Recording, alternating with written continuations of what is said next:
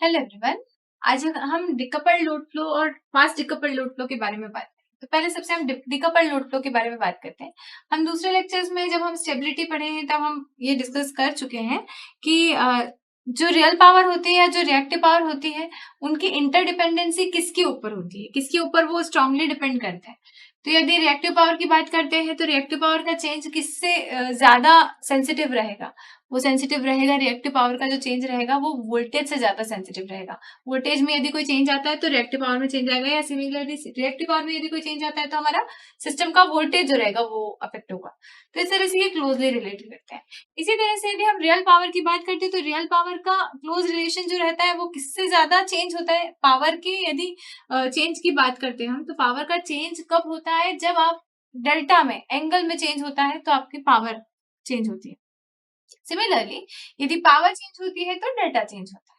तो ये दोनों जो रहते हैं आपके जो आपस में रिलेट करते हैं और इनकी इंटरडिपेंडेंसी, जैसे रियल पावर की यदि मैं बात करूं तो वोल्टेज पे डिपेंडेंसी बहुत कम रहती है, और रिएक्टिव पावर की यदि हम बात करते हैं तो वो एंगल पे डिपेंडेंसी उसकी कम रहती है। तो हम यहाँ पर इस मेथड में, डिकपल्ड लोड फ्लो मेथड में, जो रियल पावर है उसको वोल्टेज से, चेंज इन वोल्टेज से डिकपल करते हैं, और जो रिएक्टिव पावर है उसको एंगल से, जो डेल्टा है, चेंज इन एंगल से डिकपल करते हैं। तो इस प्रकार से हमारा अजम्पशन रहता है। हमने प्रीवियस लेक्चर्स में जब हमने एनआर मेथड पढ़ी थी तब हमने एनआर मेथड में कुछ मैट्रिक्स फॉर्म किया था। वो मैट्रिक्स फॉर्म किया था जैकोबियन मैट्रिक्स। उसके सब मैट्राइसेस भी हमने फॉर्म किए थे, जो क्या थे? एच था, एन था, एम था और एल था। ठीक है, एच हमारा था J11, और एच, जो एच की जगह जो एन नेक्स्ट जो आपका है J12 जो था वो क्या था? एन था। फिर J21 की जगह यदि हम बात करते हैं तो कौन था? एम था। और फिर नेक्स्ट हमारा जो था वो एल था। इस तरह से हमारे सब मैट्राइसेस में हमने उसको तोड़ लिया। ये इंडिपेंडेंट छोटे छोटे मैट्राइसेस हो जाएंगे। डिपेंड करता है आपका सिस्टम का लेंथ क्या है, सिस्टम का साइज क्या है, उस पर डिपेंड करेगा इनका साइज। तो यहाँ जब हमने डिकपल किया है तो हम क्या अज्यूम कर रहे थे? हमने अज्यूम किया कि पावर की जो रहती है डिपेंडेंसी वोल्टेज पे नहीं रहती है, इसलिए पावर को वोल्टेज से डिकपल किया था, रियल पावर को, और रिएक्टिव पावर को हमने एंगल से डिकपल किया था। तो जब हमने ये अजम्पशन किया तो हमारी जो मॉडिफाइड अब इक्वेशन रहेगी, जो हमने एनआर में पढ़ी थी, उसका मॉडिफाइड वर्जन अब क्या हो जाएगा?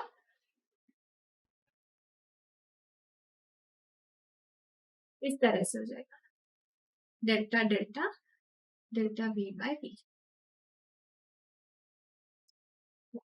Equation number 1। यहाँ पे हमने क्या किया है? एन और एम को जो है वो निग्लेक्ट कर दिया है। क्यों? क्योंकि एन किसका रिलेशन बता रहा है? रियल पावर का वोल्टेज के साथ में रिलेशन। तो हमने उसको डिकपल किया, इसलिए हमने इसको 0 कर दिया। इसी तरह से यहाँ पर ये एम क्या बता रहा था? एम बता रहा है आपका रिएक्टिव पावर का एंगल से रिलेशनशिप, तो इसलिए इसको हमने 0 कर दिया। तो यहाँ N and M are neglected.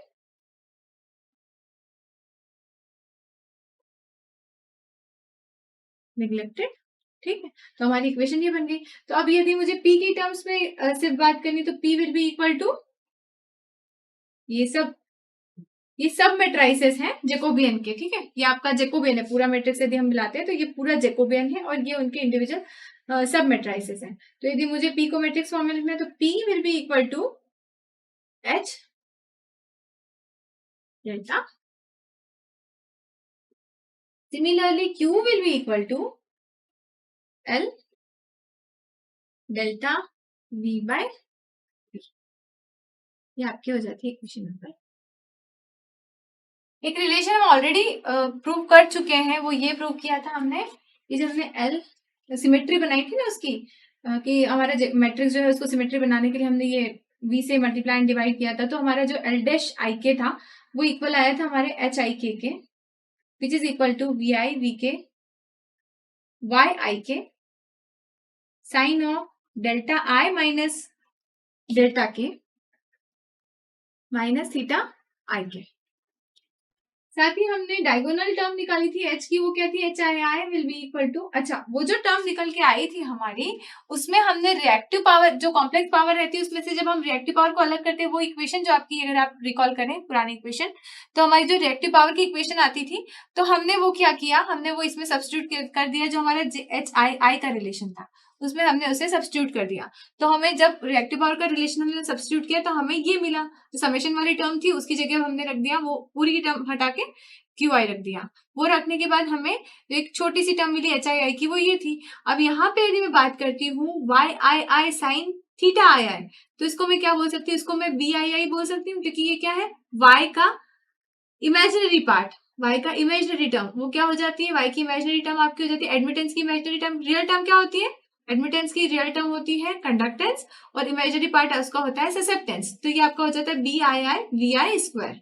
ठीक है, तो ये चीज आप पहले ही डिराइव कर चुके हैं, तो यहाँ पे आप डिराइव कर लेते हैं Q I minus B I I. B I हमने नहीं लिखा था, बाकी की चीजें हमने कर ली थी, तो बी आई और क्यू आई को सब्स्टिट्यूट कर लिया हमने, तो हमारा जो रिलेशन था काफी सिंप्लीफाइड इसमें आ गया मैनर में, हम उसको बोल सकते हैं सिंप्लीफाइड मैनर में आ चुका है।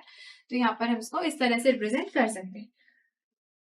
साथ ही एल आई जो है, L I will be equal to, L I dash will be equal to Q I minus B I I V I square. Equation number 4, 5 and 6।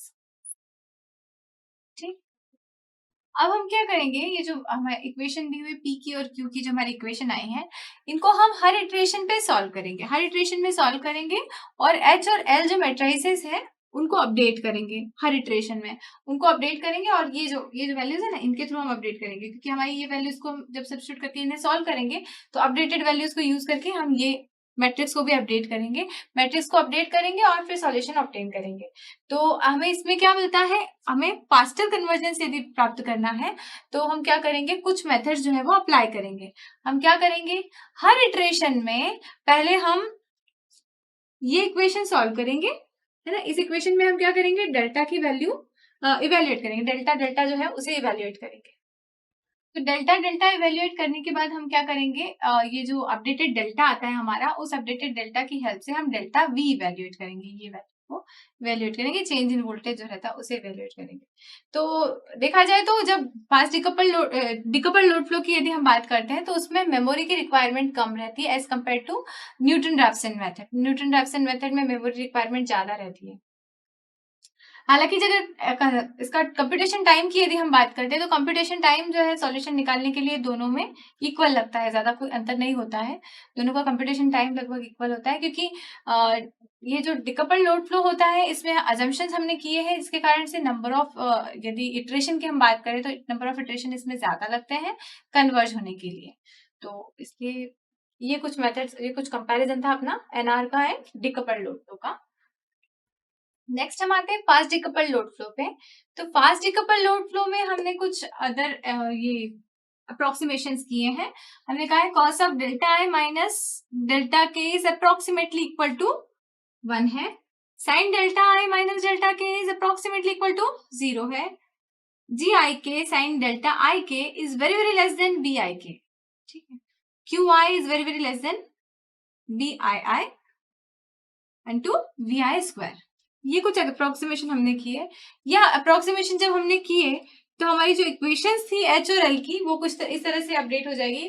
Of diagonal elements जो थे उनके लिए अब ये हो जाएगा, ठीक है, क्योंकि हमने ये अप्रोक्सीमेशन को इनमें अप्लाई किया।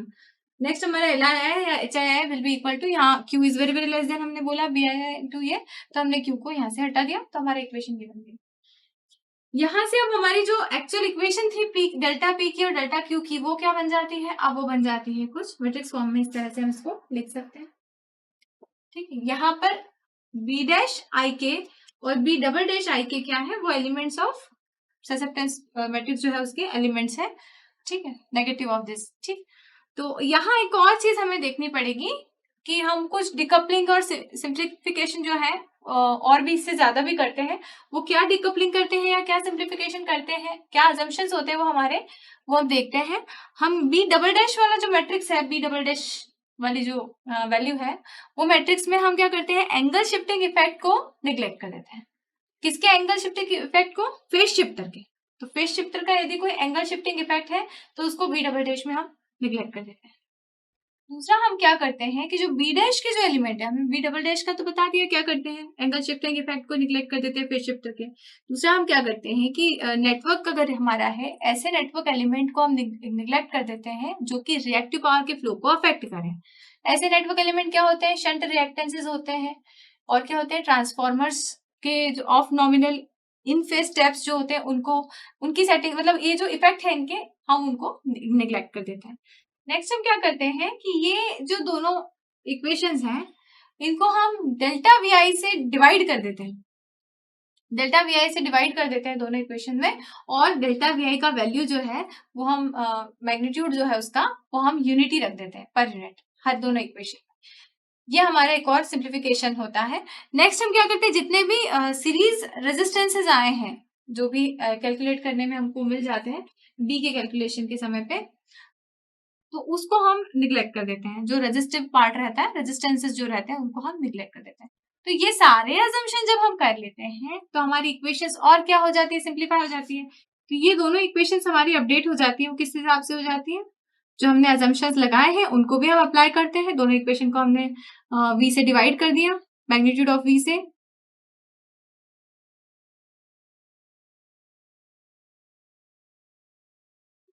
नेक्स्ट आपका आ जाता है, नेक्स्ट इक्वेशन आ जाएगी delta Q by magnitude v is equal to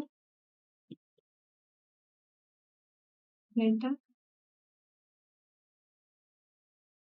तो ये आपका निकल के आती हैं इक्वेशंस।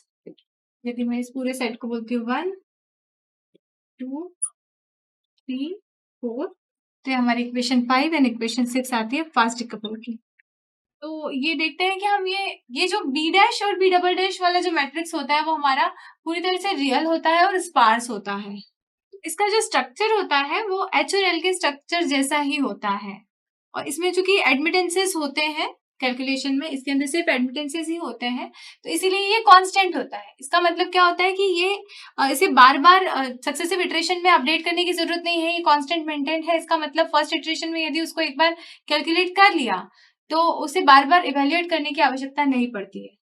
तो एक बार इवेल्युएट कर लिया, आगे के इटरेशंस में आप उन्हें यूज कर सकते हो। तो इसके कारण से क्या होता है कि आपका टाइम बच जाता है। इसीलिए आप ये जो दोनों इक्वेशंस हैं इनको आप अल्टरनेटली सॉल्व करते जाते हैं और फिर अपडेट वैल्यूज को अपडेट करते जाते हैं। तो ये काफी फास्ट मेथड होती है, फास्ट डिकपल्ड लोड फ्लो, और मतलब लगभग 2 से 5 इटरेशन में ये कन्वर्ज कर देती है। बहुत ही फास्ट मेथड होती है, और इसकी एक्यूरेसी भी लगभग ठीक ही होती है। मतलब बड़े सिस्टम्स के लिए यदि इवन हम बात करते हैं कि बड़े सिस्टम में कैसी एक्यूरेसी, तो बड़े सिस्टम से भी बहुत अच्छी एक्यूरेसी ठीक ठाक दे देती है। उसके बाद यदि हम अप्रोक्सीमेट सोल्यूशन की बात करें कि अच्छा ठीक ठाक अप्रोक्सीमेट सोल्यूशन यदि हमें चाहिए तो वो पहले या दूसरे इटरेशन में ही हमें मिल जाता है। तो ये आपके कुछ एडवांटेज दिखते हैं fast decoupled load flow method के।